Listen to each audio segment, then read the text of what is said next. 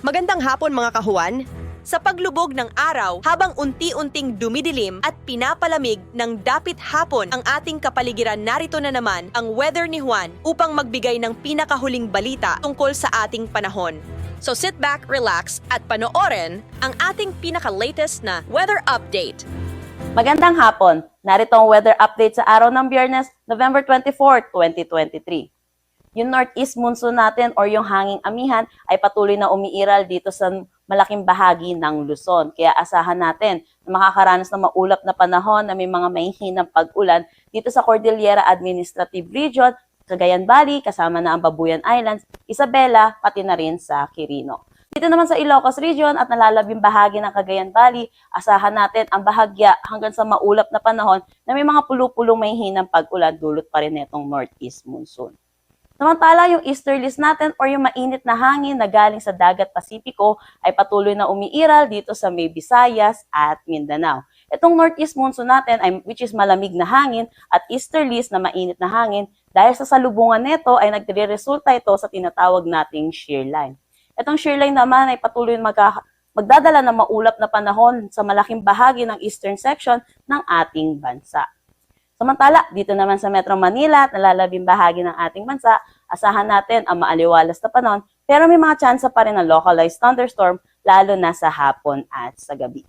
Wala naman tayong binabantayang low pressure area o anumang bagyo sa loob at labas ng ating Philippine Area of Responsibility. Dako tayo sa magiging panahon natin bukas dito sa Luzon.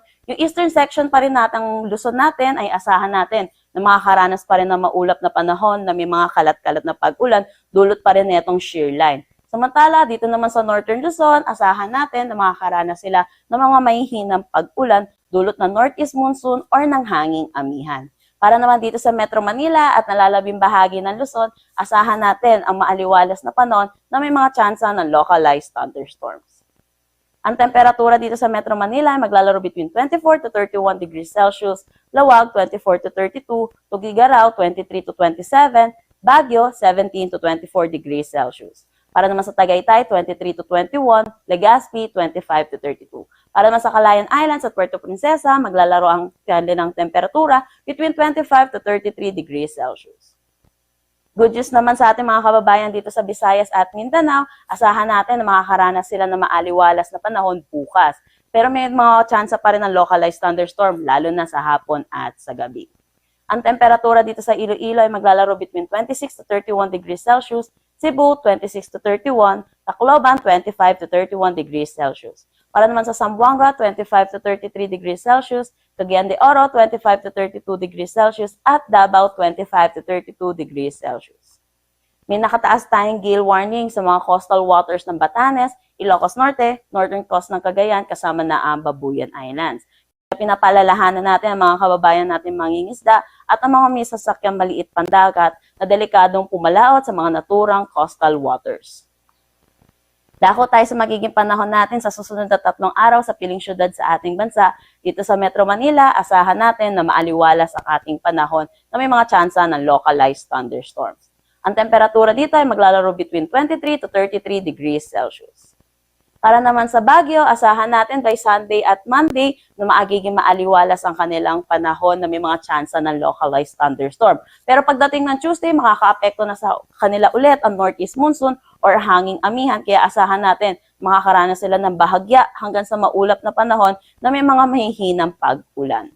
Ang temperatura dito ay maglalaro between 15 to 25 degrees Celsius. Para naman sa Legazpi, asahan natin ang maaliwalas na panahon. Ang temperatura dito ay maglalaro between 24 to 32 degrees Celsius. Sa Metro Cebu din, asahan din natin ang maaliwalas na panahon. Ang temperatura dito ay maglalaro between 25 to 31 degrees Celsius. At sa Davao, asahan din natin ang bahagya hanggang sa maulap na panahon na may mga tsansa ng localized thunderstorm.